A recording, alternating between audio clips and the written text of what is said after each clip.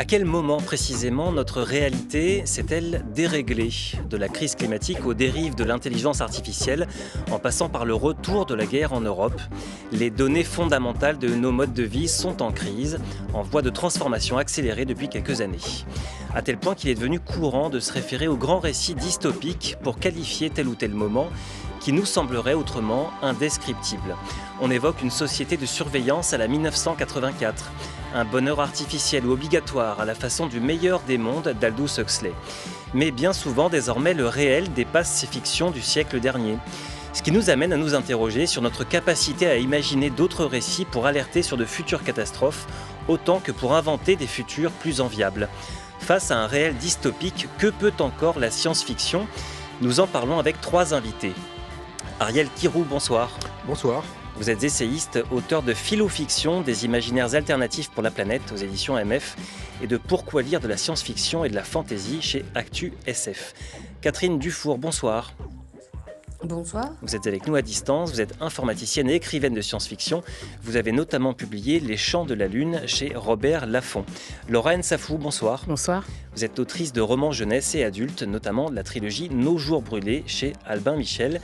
Merci à tous les trois d'être au micro de Questions du soir.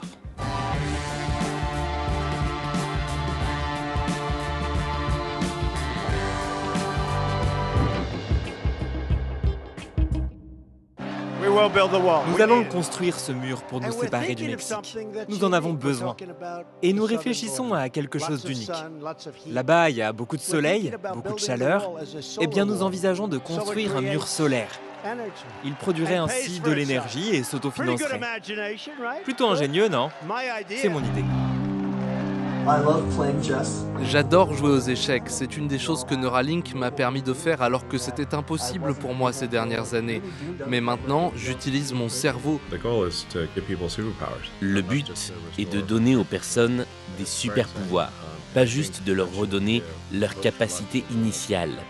C'est très excitant et ça devrait donner de l'espoir à beaucoup de personnes. Nous allons libérer notre nation. Nous l'amènerons vers de nouveaux sommets de victoire et de succès. Et nous poursuivrons notre destinée manifeste jusqu'aux étoiles en envoyant des astronautes américains planter le drapeau américain sur la planète Mars.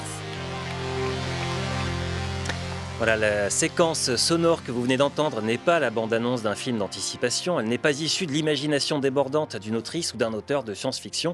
Ces quelques impressions sonores concoctées par notre réalisatrice Margot Page étaient bien issues de notre actualité, de notre présent. Ariel Kirou, c'est aux penseurs d'imaginaires alternatifs que je m'adresse. Le réel dépasse-t-il aujourd'hui la fiction, y compris la plus dystopique? Alors, je ne sais pas si le terme « dépasser » est juste. Il est clair qu'on a ce sentiment de vivre parfois dans un monde de science-fiction et dans un monde de science-fiction plutôt dystopique, c'est-à-dire plutôt noir, négatif, plombant. Donc le futur fait peur par ce biais-là. Donc la question, c'est de se dire, au fond, est-ce vraiment un futur dystopique? Moi, je pense qu'il y a des bribes d'espérance que l'on peut traquer. Je vais vous donner deux exemples qui peuvent être assez amusants et qui nous permettent de prendre de la distance par rapport à l'extrait, aux deux qu'on vient d'entendre. Je vais en donner deux. Le premier, c'est celui de Donald Trump, en fait. Donald Trump, c'est une sorte de clown de télévision spectaculaire. Il ressemble, en plus négatif, à l'info-clown de l'auteur de science-fiction Philip K. Dick. Mais il ressemble aussi au protecteur d'une série qui s'appelle The Boys. Si on a ces images en tête, déjà, on les met à distance. On voit le psychopathe, on voit le fou furieux, on le met à distance et on réfléchit mieux. Deuxième exemple, on a entendu Elon Musk nous parler de Neuralink. Neuralink, c'est une société qui est née en 2017. Et le terme Neuralink, à l'époque, il parlait d'un neural lace, le neural lace qui permet un dialogue direct entre l'intelligence artificielle et le cerveau d'être humain. En tout cas, c'était le projet de Neuralink. Le terme neural lace est tiré d'un roman de science-fiction, d'une série d'ailleurs, de romans qui s'appelle La Culture, de Ian M. Banks. Et il y a un dialogue, notamment donc, dans La Culture. La Culture, c'est une sorte de monde utopique, intergalactique, d'un lointain futur ou d'un monde parallèle. Et dans cet univers-là, il y a un dialogue entre un vaisseau spatial qui est une IA, qui est donc un citoyen comme les autres, les IA sont des citoyennes comme les autres, et un humain. Et on apprend que le neural lace, ça a été assez formidable en fait, en termes de connexion entre l'humain et les machines, mais ça a aussi été un instrument de torture terrible. C'est-à-dire qu'en revenant à la source d'une sorte de poison marketing qui est devenu le Neuralink et Neuralink, qui a assassiné, qui est une horreur en fait, en termes d'expérimentation dans les labos, des singes ont été tués et maintenant il dit même plus que c'est pour augmenter l'humain, il dit que c'est d'abord pour réparer en quelque sorte l'humain. Et bien en allant à la source, on se rend compte finalement que potentiellement la science-fiction est une antidote au poison contemporain, et notamment au poison de l'IA ou au poison politique comme ceux de Trump. Et d'hier ou d'aujourd'hui, des écrits de jeunes, d'auteurs d'hier, nous aident à penser, à réfléchir. Ah ben justement, cette idée de récit comme antidote, on va en parler tout au long de cette émission. Catherine Dufour, comment réagissez-vous de votre côté à cette séquence sonore que nous venons d'entendre? Pouvons-nous dire que les alertes des grandes dystopies du siècle dernier n'ont peut-être pas été entendues? Il y en a eu un certain nombre, du roman au cinéma. J'aurais pu évoquer aussi Bienvenue à Gattaca ou La Servante écarlate dans cette introduction. Elles ont été entendues, mais peut-être pas suffisamment. La science-fiction, un de ses rôles, parce qu'elle en a plusieurs, c'est à la limite d'aller voir dans nos laboratoires ce qu'on est en train d'y fabriquer et d'imaginer quand ces progrès scientifiques seront appliqués au champ social, un petit peu comme une lanterne magique qui projette des images sur le champ social. Donc par exemple, quand Huxley a écrit Le meilleur des mondes en 1931, il a imaginé les biotechnologies, à une époque où il n'y avait pas encore des antibiotiques. Bon. Donc du coup, comme on a été nombreux à les lire, nous, lecteurs, lectrices, mais aussi citoyens, citoyennes, on a pu, à l'avance, se préparer à l'arrivée des biotechnologies dans nos assiettes et donc se doter de lois contre la non-brevetabilité du vivant, l'interdiction de faire des expériences sur les embryons, etc. Donc la science-fiction a comme ça une fonction d'alerte et de réflexion collective. Or maintenant, notre science, elle avance de plus en plus vite. Et je dirais qu'elle avance maintenant plus vite que notre imagination. On n'a pas le temps de fictionnaliser, de se partager des textes ou des films ou toute autre production de l'esprit, de s'interroger et de prévoir à l'avance les dérives possibles des sciences et des techniques, sachant que les sciences et les techniques ont toujours des côtés positifs et des côtés négatifs, et que la science-fiction, elle n'est pas là pour s'intéresser à l'invention de la voiture, elle est là pour prévenir sur les embouteillages. Donc là, il y a un vrai souci, effectivement, de notre capacité à anticiper.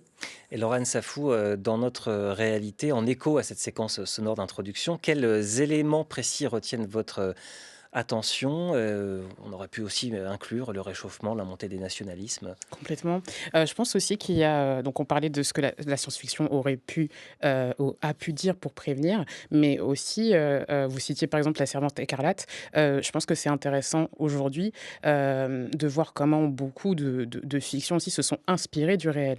Notamment, ce qui aujourd'hui est relevé pour La Servante écarlate, c'est la manière dont le sort, par exemple, des femmes noires esclavisées durant l'esclavage a inspiré le traitement des femmes qu'on retrouve dans la Servante écarlate.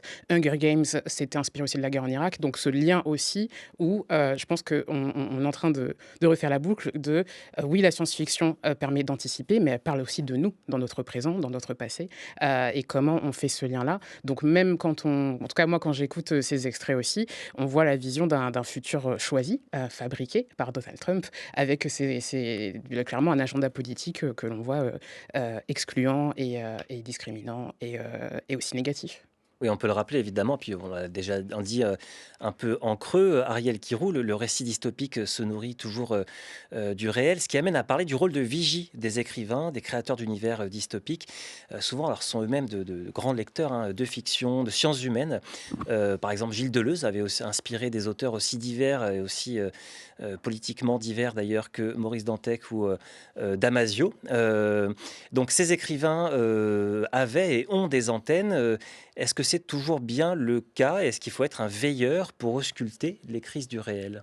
Je ne sais pas si l'on peut attribuer un rôle à la science-fiction. Je pense que les auteurs et les autrices de science-fiction, elles écrivent en fonction de ce qu'elles ressentent et elles le font, elles traduisent des connaissances, elles traduisent des sentiments, elles les mettent en forme de façon à susciter des émotions, des images qui effectivement peuvent être comprises par des gens comme moi, comme complémentaires de données scientifiques ou pas. Mais c'est pas aux auteurs et aux autrices de se dire j'ai un rôle à donner. Il est très important, si l'on veut que ces fictions aient une portée philosophique, de considérer que pour ouvrir des mondes plutôt que de les fermer, il faut laisser la part à l'interprétation du lecteur et de la lectrice. C'est très très important. Un auteur ou une autrice, des auteurs-autrices comme Catherine Dufour ou Laura, ont des visions, elles ont des opinions, mais lorsqu'elles écrivent, elles fouillent, elles cherchent, elles ouvrent l'esprit, tout en orientant peut-être, mais avec une sorte d'honnêteté, de verve, qui fait qu'après, des gens comme moi qui essayons de penser, on peut s'en emparer, mais c'est d'un autre registre. En revanche, oui, bien évidemment qu'on a besoin de fiction. Bien évidemment que d'une façon ou d'une autre, croire qu'il est possible de séparer le réel des imaginaires est une erreur. Certes, c'est d'ordre différent.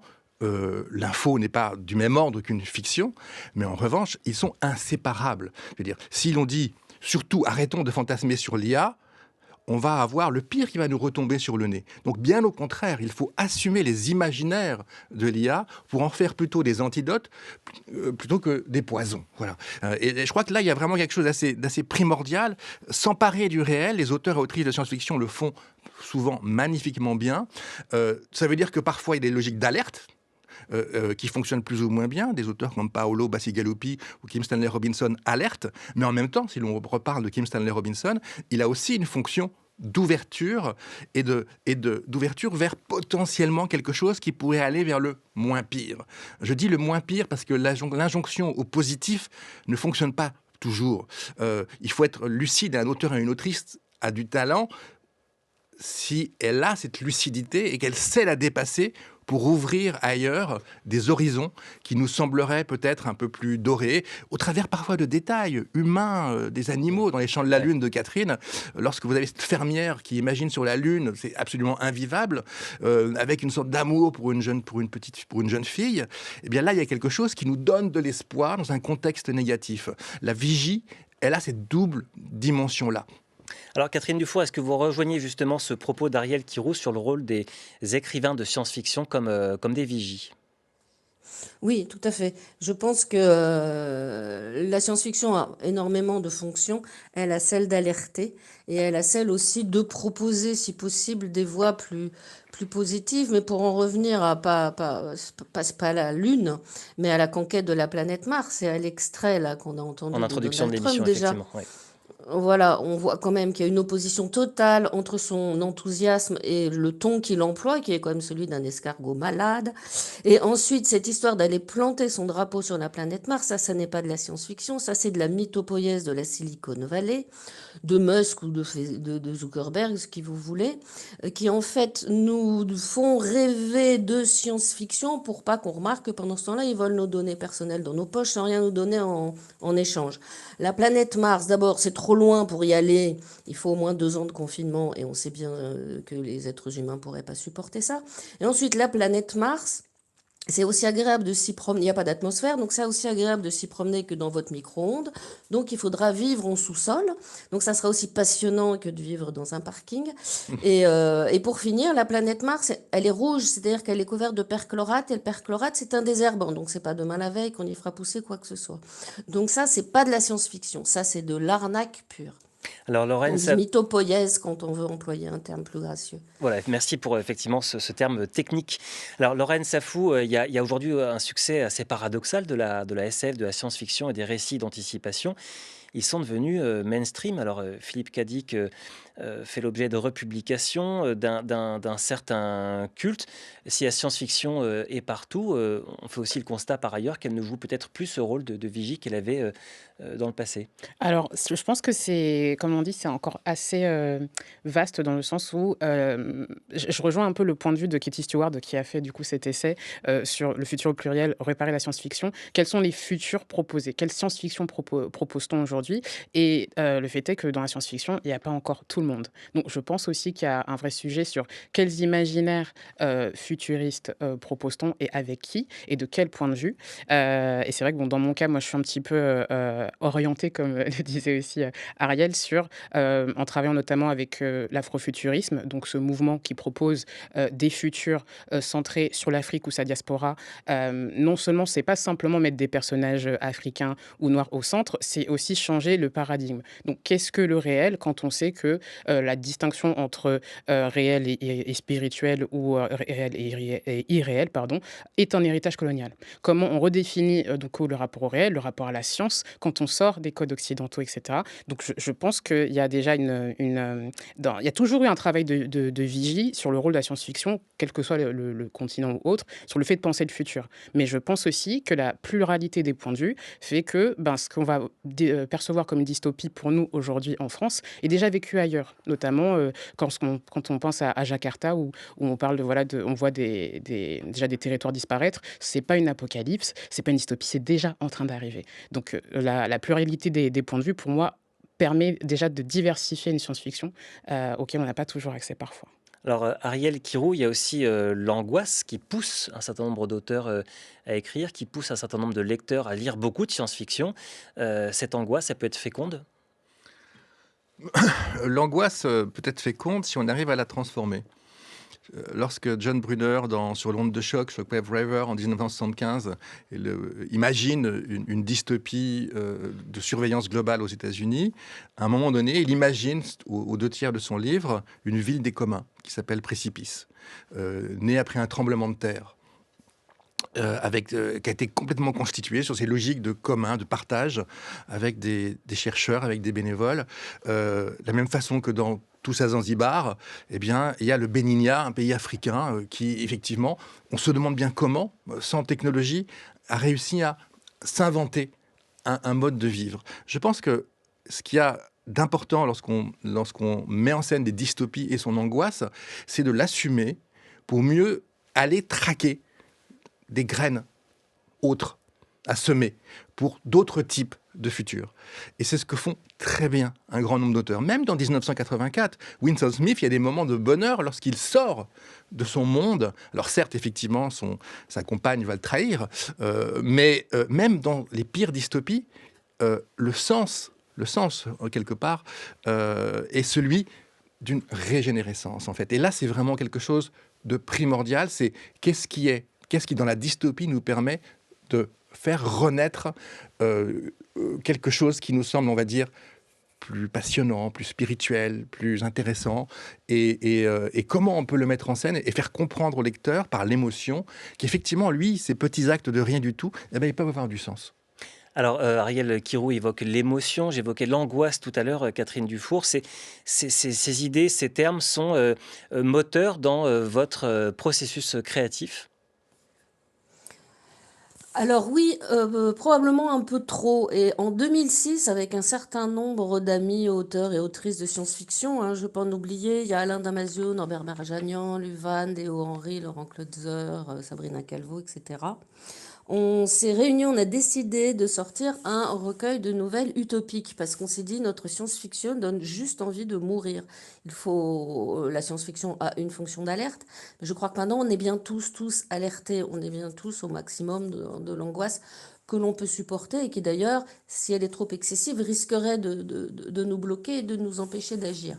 Alors, il y a un rôle anesthésiant de cette toujours angoisse, d'ailleurs, pardonnez-moi de vous interrompre. Oui. Ça peut être anesthésiant aussi bien quand on est acteur de sa vie que auteur de science-fiction. Voilà, c'est le fameux fight or flight. Si vous n'arrivez pas à fuir et si vous n'arrivez pas à vous battre, à ce moment-là, vous Oui. mourrez de stress sur place. Et donc, en fait, on s'est rendu compte qu'on faisait fausse route, qu'il fallait pas qu'on écrive de façon descendante de l'auteur, autrice, vers le lecteur, la lectrice, mais que plutôt on mette au point des moyens de pousser tout le monde à réfléchir à son futur pour en fait, dérouiller les neurones de l'optimisme de tout le monde. Et donc, on a créé un groupe qu'on a appelé Zanzibar et on a mis au point un certain nombre de techniques pour pouvoir écrire ensemble des nouvelles positive avec de l'espoir, parce qu'on s'est dit que si on a l'impression que notre futur a une tête d'accident de voiture, à ce moment-là, c'est ce qui va arriver, puisque le futur est performatif, hein, il est dans nos têtes. Et si dans nos têtes, nous n'avons qu'une vision d'accident de voiture, à ce moment-là, c'est ça qui va arriver. Et donc, on a décidé de désincarcérer le futur en créant ce qu'on a appelé des protocoles cool, pour collectivement réinventer, réenchanter l'avenir. Alors, Ariel Kirou, vous, donc on aborde bien avec Catherine Dufour à l'instant cet aspect plus positif des récits de science-fiction. Donc, on quitte un petit peu l'univers de la dystopie pour peut-être se risquer à des utopies. Vous animez un projet, Les Transitionneurs, Arcadia, donc un projet qui part du rêve des gens et qui se demande ensuite comment les réaliser. Comment ça se passe et quelles leçons sur ces futurs à inventer ou à réinventer, Ariel Kirou? En fait, lorsqu'on commence à travailler sur les ateliers, on n'est pas les seuls, hein, donc le projet s'appelle Arcadia, donc l'association Les Transitionneurs. Il y a le réseau Université de la Pluralité qui fait un travail formidable aussi avec Katie Stewart comme présidente et Daniel Kaplan comme secrétaire général. Au fond, lorsqu'on crée des ateliers par rapport aux imaginaires, la première étape, c'est d'essayer de faire comprendre que le réel, qui est la réalité, le monde du travail tel qu'on le vit, on peut le penser différemment.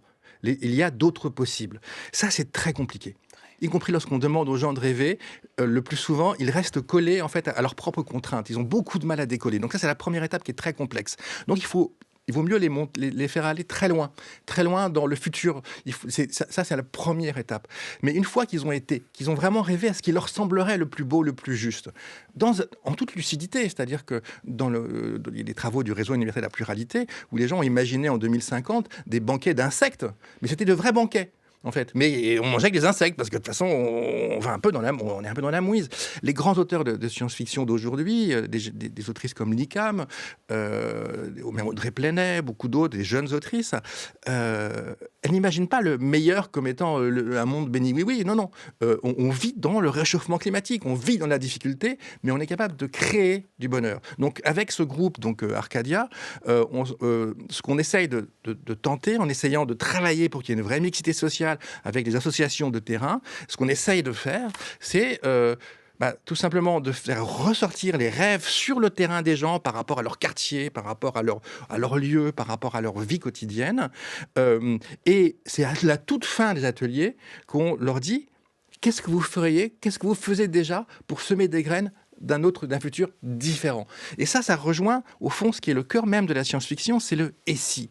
C'est-à-dire que la science-fiction a cette capacité à nous faire entrer cognitivement, d'un point de vue intellectuel, mais aussi avec nos émotions, dans d'autres mondes, avec d'autres valeurs, d'autres façons de faire.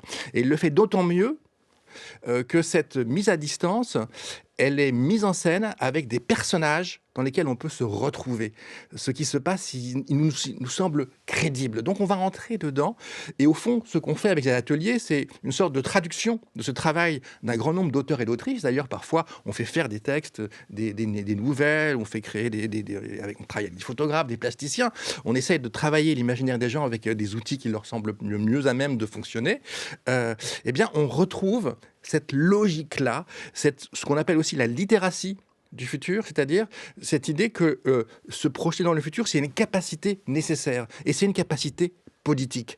Je veux dire, les grandes dystopies contemporaines, c'est-à-dire les pouvoirs contemporains les pires, nous font peur. Elon Musk, d'abord, il a dit que les IA allaient nous tuer quelque part, les robots allaient nous assassiner. Et c'est formidable de nous dire qu'ils vont nous assassiner pour avoir peur d'un grand méchant loup qui n'est absolument pas là, pour permettre effectivement aux toutes petites méchantes bestioles de prendre nos données, comme le disait Catherine ou autre. C'est très pratique de faire ainsi. Alors qu'au contraire, si l'on rêve et qu'on se projette en essayant d'imaginer ensuite ce que l'on pourrait faire au quotidien, on retrouve quelque part un sens de l'utopie, mais une utopie lucide, une utopie qu'on sait qu'on n'atteindra jamais et qui est juste un moteur. Et c'est une pratique aussi, en fait. Je pense que c'est ça aussi qui ressort tant parce que je me reconnais aussi tant dans ce que Ariel a pu dire ou Catherine, c'est très dur parce que c'est une pratique de construire ces imaginaires positifs. J'en veux pour preuve que là, cette année, donc il y a eu un recueil collectif qui s'appelle Pour la joie, où Kiemis, donc la directrice de ce recueil, m'a demandé d'écrire sur la joie. J'ai été complètement complètement démunie. Pourquoi? Parce que déjà, alors oui, certes, j'avais travaillé sur la dystopie avec Nos jours brûlés, mais il y avait aussi ce ressort de mais si tout va bien, c'est qu'il n'y a pas d'action. Pourquoi? C'est Parce qu'en fait, extraordinaire de dire ça d'ailleurs, d'avouer que c'est on est ça. démuni pour On parler est de quelque chose de démunis, on est positif. paralysé, mais parce que justement, comme l'a très bien dit Ariel, il y a cette image aussi que la joie ou le bonheur, ou du moins ce qui est positif, n'est pas vraiment creusé, n'a pas vraiment d'armature. Alors que, une fois que l'on creuse, c'est peut-être aussi parce qu'on n'a pas forcément l'occasion de se poser pour travailler l'artisanat de ces futurs-là. Et donc, dans ce travail-là, je suis finalement partie, encore une fois, exactement comme Ariel l'a très bien décrit, dans un futur extrêmement lointain, mais toujours dans un cadre dystopique, mais où il y avait un îlot de résistance, un village où le personnage cherche son bonheur, mais ça veut dire quoi finalement, en fait, de trouver le bonheur? Est-ce que le bonheur qu'on imagine, c'est celui dont on a besoin? Donc là, en fait, il y avait déjà un moyen, en tout cas un problème, mais dans un cadre utopique. Alors Catherine Dufour, sur la place de ce bonheur dans la création de futurs enviables, et j'aimerais aussi vous poser une question sur le solar punk. Alors c'est un registre qui est plutôt récent, hein. On connaissait le cyberpunk qui anticipait la révolution technologique, l'IA, etc. Et donc là, on a ce solar punk. Alors peut-être une réaction à ce qui vient d'être dit, et puis quelques mots sur ce solar punk, Catherine Dufour. Oui, effectivement, le terme utopie est mal choisi parce qu'une utopie, c'est un monde parfait. Un monde parfait, c'est un monde mort. Donc, c'est pour ça que souvent, avec Ariel, on préfère le terme qui a été mis au point par Yannick, le remarquable Yannick Rumpala. Ce sont les prototopies, c'est-à-dire qu'on teste dans d'autres lieux d'autres solutions pour arriver à un mieux-être et non pas essayer de concevoir un monde parfait. C'est immédiatement, on a une image de mort et de dictature.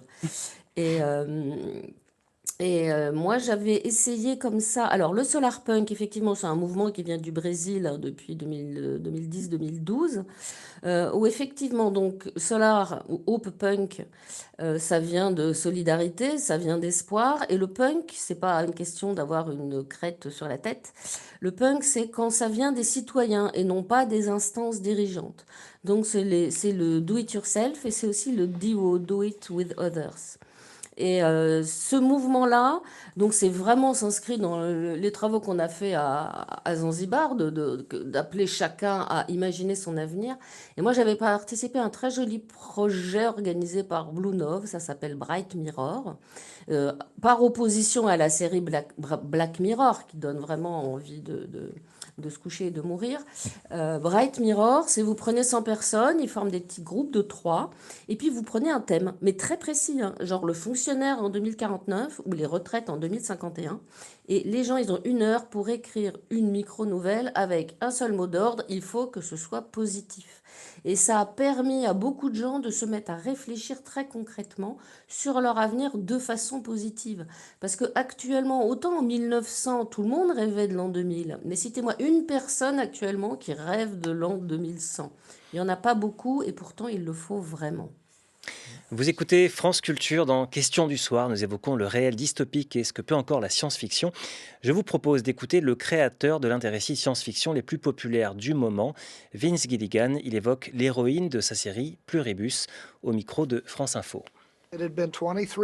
Ça fait 23 ans que je n'avais pas écrit pour des personnages héroïques. Mulder et Scully dans X-Files, c'était des héros. Ils en bavaient vraiment pour essayer de sauver le monde. Après, au début des années 2000, je me suis un peu lassé. J'ai eu envie de faire quelque chose de différent, écrire pour des anti-héros. Ça a été Walter White, Saul Goodman et tous ces mauvais gars qui n'ont aucune intention de rendre le monde meilleur, mais seulement de gagner de l'argent pour eux-mêmes. Mais aujourd'hui, j'en suis un peu fatigué. Et puis, regardez le monde autour de nous. Je me suis dit, est-ce que le monde a le plus besoin de personnages bons ou mauvais? Et la réponse est simple, de personnes qui font le bien. Bonjour Carole. Tout ce qu'on veut, c'est votre bonheur. Pour moi, Carole ne cherche pas à devenir une héroïne. C'est une héroïne imparfaite. Elle a énormément de défauts, mais elle veut rendre le monde meilleur. Elle veut réparer le monde. Et pour moi, c'est ça qui fait un héros. J'ai juste une question. Bien sûr, que voulez-vous savoir? Comment j'annule tout ça? Voilà, alors il faut dire quelques mots sur l'histoire de cette série, le scénario plus exactement de cette série. Il s'agit d'une invasion extraterrestre qui laisse une héroïne, Carole, presque livrée à elle-même sur la Terre. Alors c'est une figure assez nouvelle dans un récit d'anticipation, cette simplicité, ce personnage finalement assez commun. Je crois en fait que si les lecteurs, Ariel Kirou. les lecteurs de la science-fiction de ces 20 dernières années se rendent compte qu'il y a de moins en moins de héros et de plus en plus de non-héros, pour ne pas dire anti-héros. Des gens qui peuvent être héroïques à un moment donné, mais presque par hasard, l'air de rien. Là, c'est l'héritage un peu de Philippe K. Dick. De la même façon que le solarpunk, c'est pas un monde parfait. La grande autrice dite au punk, solarpunk, ça veut rien dire ces mouvements en fait. C'est une sorte d'air du temps quelque part. C'est Becky Chambers avec notamment ces histoires de moines et de robots. Et on se rend compte que dans ce monde utopique qu'il imagine sur une lune, qui aurait presque réussi cette transition écologique, fonctionnant avec les cycles de la vie, tout n'est pas rose. Il y a les robots recyclés sauvages qui ont quitté les usines et qui apprennent à mourir pour mieux apprendre à vivre. Tout se passe pas bien parce que même quand il y a des problèmes de relationnel, il y a des problèmes de qu'est-ce qu'on va faire, où, comment, pourquoi, mais qu'est-ce qu'on va manger, comment on va reconnaître ce qu'on va donc déguster, comment on va remercier en fait ce monde qu'on a au fond détruit d'une certaine manière. Donc il y a un tas de questionnements qui aujourd'hui nous plongent, ce que j'appelle moi des philo-fictions. Et pour le solarpunk, si des gens veulent en savoir un tout petit peu plus et avoir des nouvelles étant dans cet esprit-là, parce que pour moi c'est un esprit, c'est pas un mouvement, c'est pas un courant. Il y a un recueil paru en 2025 donc chez Lavol qui s'appelle Soleil avec un S, 12 fictions héliotropiques, et ça vous donnera une bonne idée, avec une grande diversité de ce type de récit qui essaye de tendre vers le positif en sachant que pour rebondir par rapport à ce que disait Catherine, que tendre vers le positif, c'est pas être positif, c'est assumer qu'on est dans un monde qui a des potentialités négatives excessivement fortes et s'interroger sur la façon de le dépasser. En fait, donc c'est pas tout à fait la même chose. C'est très important d'avoir cette lucidité, à mon sens. Alors Laura Nsafou, j'aimerais qu'on s'arrête un tout petit peu avec vous sur le registre de l'afro-futurisme, peut-être en quelques mots, parce que vous êtes rattaché à ce genre. Donc c'est un genre qui est né aux États-Unis, qui est porté par des artistes afro-descendants. Donc à l'origine, il s'agissait, vous l'avez dit tout à l'heure en quelques mots, d'inclure peut-être une vision plus large et d'interroger peut-être l'universalisme de la science-fiction. Et ça aussi avec ces héros, des figures beaucoup plus banales, comme celle de Carole dans la série Pluribus dont nous parlons à l'instant.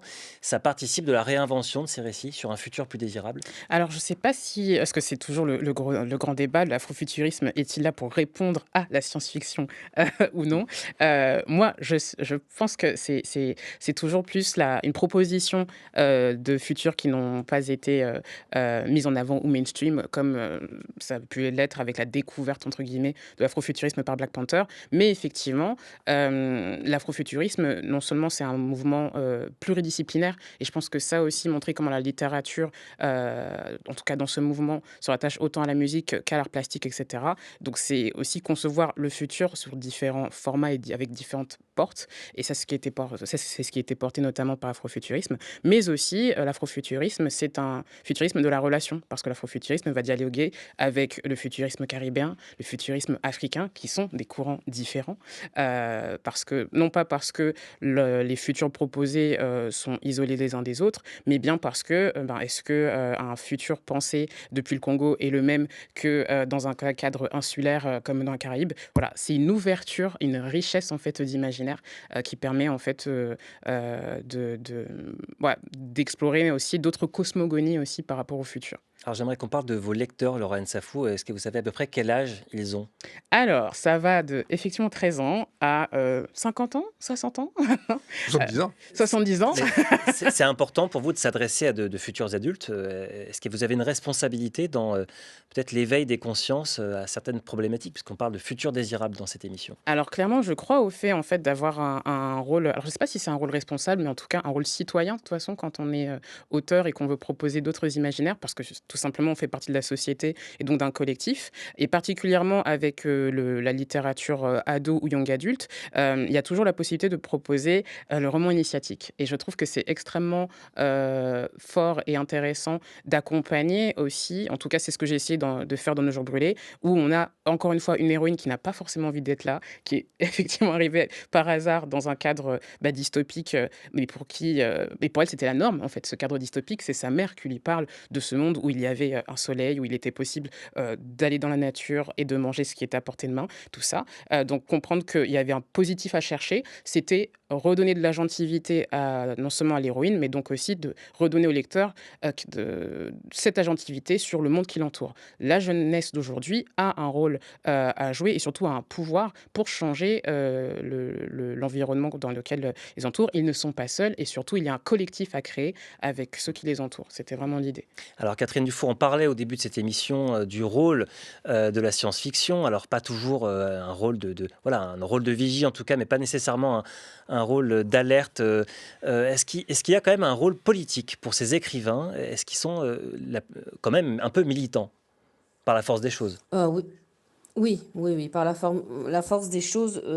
Là, c'est délicat comme question, parce que pour moi, tout acte est politique et tout écrit est politique. Mais il est évident pour moi que la science-fiction s'occupe de la vie de la cité. Quand vous écrivez de la science-fiction, la première chose que vous faites, c'est du world building. Donc, vous êtes obligé de vous intéresser à absolument tous les aspects sociaux, politiques, les gens, ils travaillent où, ils font quoi. Quand vous ouvrez 1984, la première chose que vous apprenez, c'est où habite le héros. La deuxième, c'est qu'est-ce qu'il fait comme métier. La troisième, c'est... voilà. Donc, la science-fiction, pour moi, est fondamentalement politique, bien sûr. Ariel Kirou, est-ce que vous rejoignez ce constat? Alors, politique, évidemment, mais cette science-fiction, mais quel rôle a-t-elle à jouer face à la création de ce futur désirable? Une autre fois, je ne sais pas si elle a un rôle et si le terme futur désirable est juste. Je dirais que elle a peut-être, à l'insu de son plein gré, une fonction absolument essentielle. C'est-à-dire qu'elle ne doit pas forcément chercher à la voir, mais ouvrir nos devenirs plutôt que les fermer. Créer des philo-fictions, des fictions de liens, des fictions qui relient plutôt que des fictions qui délient. Dans une époque où tout semble nous cliver et nous délier, je veux dire, ce type de fiction-là, dans ce contexte-là, me semble quelque chose d'absolument majeur à lire et, en ce qui me concerne, à interpréter et à utiliser dans des réflexions, au même titre que je peux utiliser des philosophes comme Bruno Latour ou Bernard Stiegler. Je pense qu'il y a une richesse de la science-fiction en termes de réflexion sociologique, philosophique, par cette projection, ce « et si » qui crée d'autres mondes avec d'autres valeurs. Je ne l'ai pas inventé. Kant a écrit sur les extraterrestres pour nous projeter dans un autre type de monde et pour nous permettre de nous regarder, de nous voir nous-mêmes de façon différente, en décalage. On a besoin de ce décalage dans ce monde hypnocratique, saturé d'informations, pour respirer, pour délibérer, pour penser et peut-être pour construire autre chose. Eh bien, ce sera le mot de la fin, Ariel Kirou. Et pour terminer cette émission, eh bien, je vous propose quelques notes d'un album d'un grand artiste, David Bowie, qui est parti il y a bientôt 10 ans. David Bowie, A Better Future.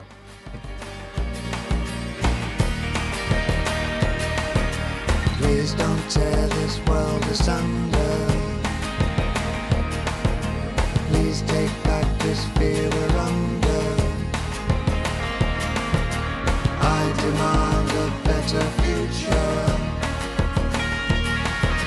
or I might just stop wanting you. I might just stop wanting you.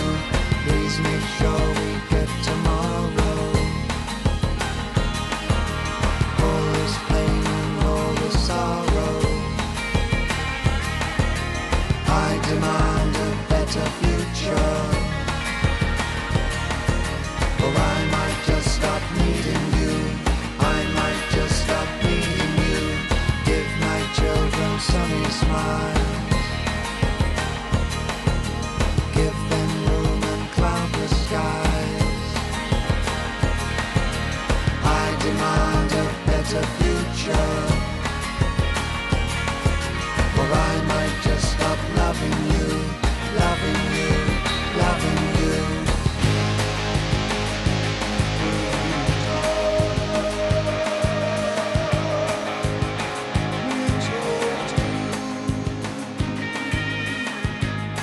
Et grand merci à tous les trois d'avoir été au micro de Questions du soir. Ariel Kirou, Catherine Dufour, Lorraine Safou. Toutes les références de vos ouvrages sont sur la page de notre émission. Et grand merci à toute l'équipe de Questions du soir qui m'a grandement aidé à préparer cette émission tout au long de cette semaine. Pour la partie débat, Louise Cognard et Anouk Sévenot, Louise Morfois, Maud Yaïch. À la réalisation, Margot Page. À la technique aujourd'hui, Éric Perruchot-Triboulet.